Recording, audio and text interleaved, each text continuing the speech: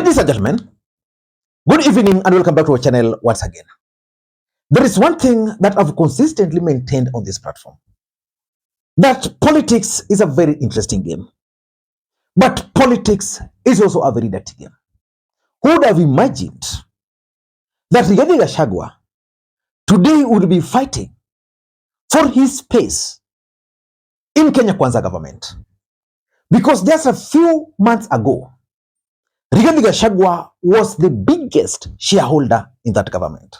Nimesikia watu ya Taita Taveta munalia mambo ya shares yenu iko kidogo. Na watu ya Jubilee, it is true. Mimi ndio mtu anapanga maneno ya shares kwa serikali ya William Ruto. Ninakuanga naye hapa kwa mfuko.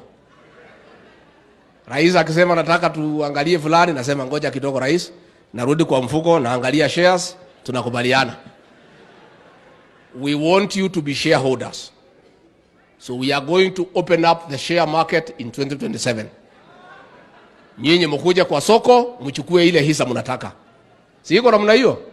Tutafungua shares yetu in 2027. It will be open. Watu ya Taveta mkuje mchukue zile shares zote mnataka.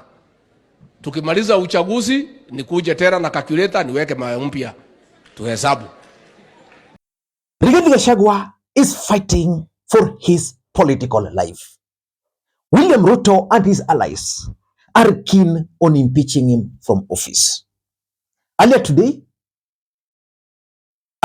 public participation on his impeachment kicked off in the Republic of Kenya. Tomorrow, it will continue in constituencies. But I observed several things which I want us to analyze in this particular video. But before we do that, for those who are watching this channel for the first time, please take a second or two, click the subscribe button so that next time we produce a video like this, YouTube will automatically notify you. And to the subscribers, I want to continue thanking you guys for your continued support. Because without that support, this channel cannot be where it is. Ladies and gentlemen, without any further ado, allow me to dive in. Public participation on Gachagua's impeachment turned chaotic today. From the Bomas of Kenya,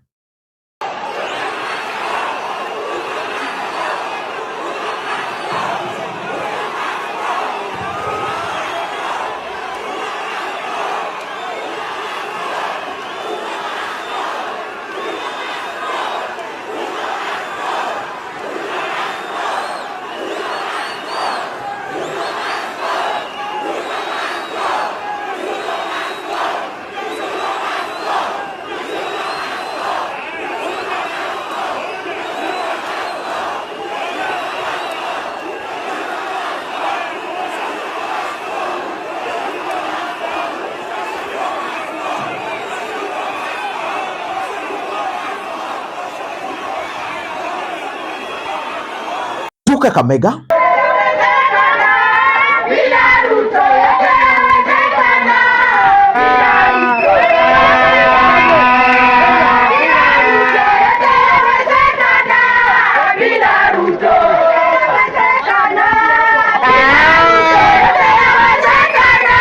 Kiambu,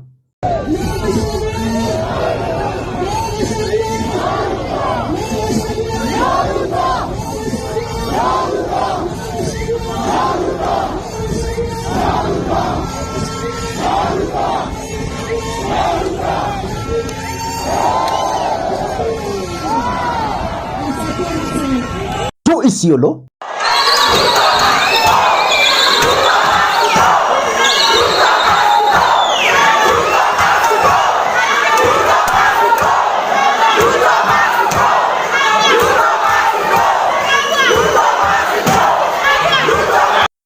and members of parliament, allied to William Ruto from the mountain, could not even step in the venues. Those who tried, like Betty Maina, found it very rough.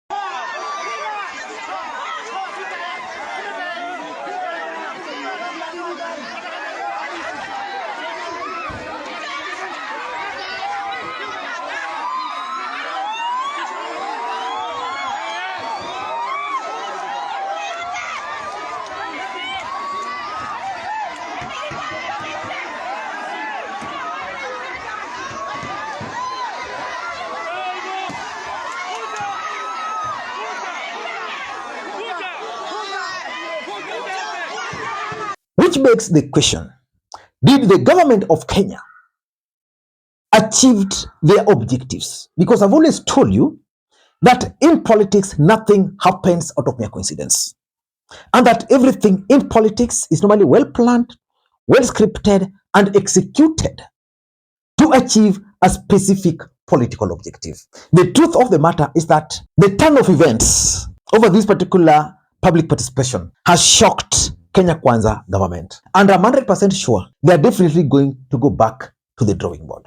Why am I saying this? Before I do that, allow me to also take this opportunity to introduce you guys to Lemfa. Lemfa is a mobile money app for users in the UK, Canada, and the United States of America to send money back to Kenya. They offer the best exchange rates, and the money will be delivered instantly into your M-Pesa account, Airtel Money account, and of course, if you want, directly into your bank account. You can use the link in the pinned comment to download the app. Ladies and gentlemen, I made the following observations, and I want you guys to pay very close attention. Number one, William Ruto and his allies laid an elaborate trap for Rigathi Gachagua. But Rigathi Gachagua escaped that trap. I know you are asking, Lee, which trap is this? If you observed nationally during today's public participation, there was one song, Kofa Dereva Kofa Makanga. And we were talking about public participation on the impeachment of Rigathi Gachagua. Kenya Kwanza government, the side of William Ruto, knew so well that the impeachment was going to get resistance from the mountain. So they came up with a strategy of mixing Rigathi and Ruto. And everybody who was speaking there was like, Kufa dereva, kufa matanga. Kufa dereva, kufa makanga. But the outcome has not shocked them. The main reason why they wanted that was simple.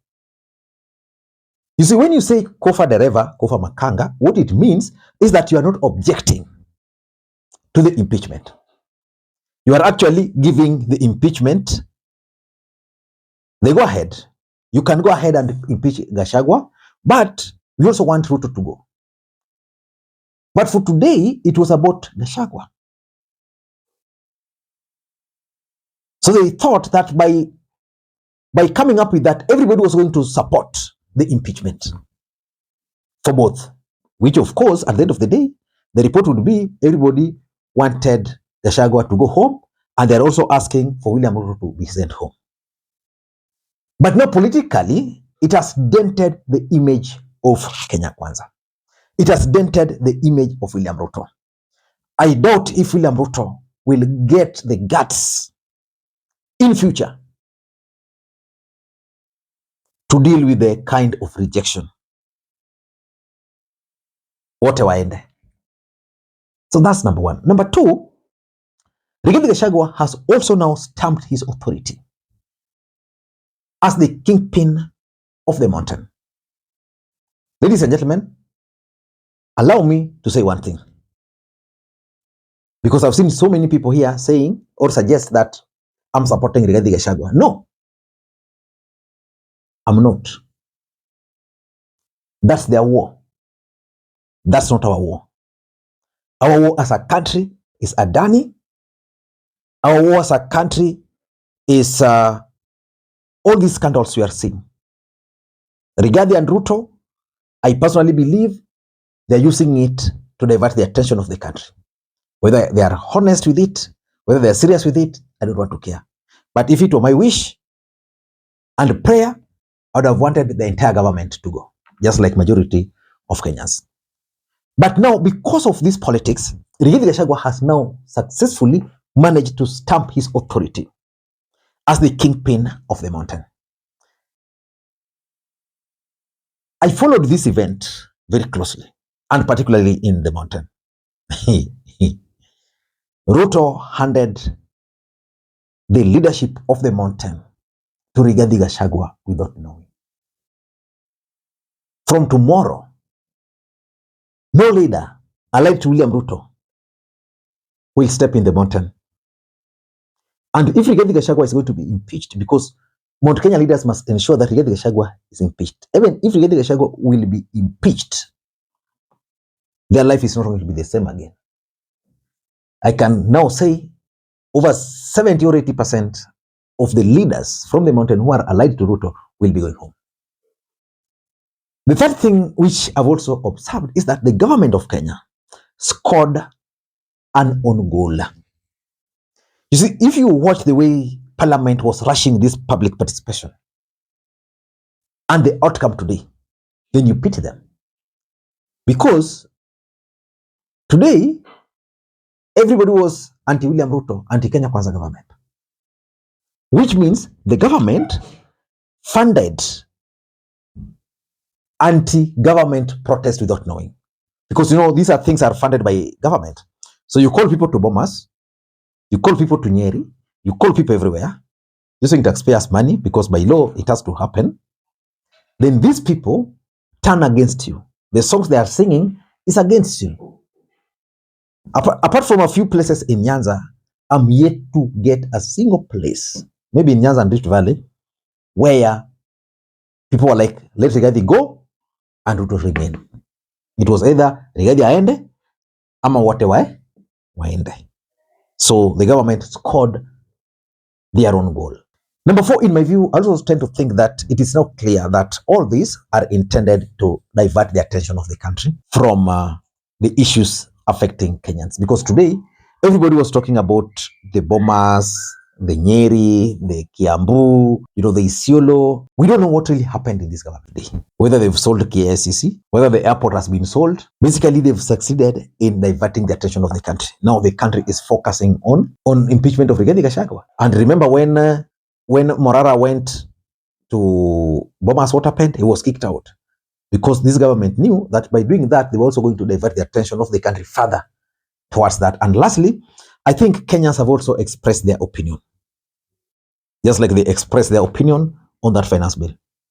So it will be upon William Ruto and Kenya Kwanza government to listen. They can choose not to listen to Kenyans, but Kenyans have spoken that the impeachment of Rigathi Gachagua is not a priority to them. And if Rigathi Gachagua has to go, let both of them go. Ladies and gentlemen, that's my take. I don't know what you think. Until next time, Makwiny. Bye-bye.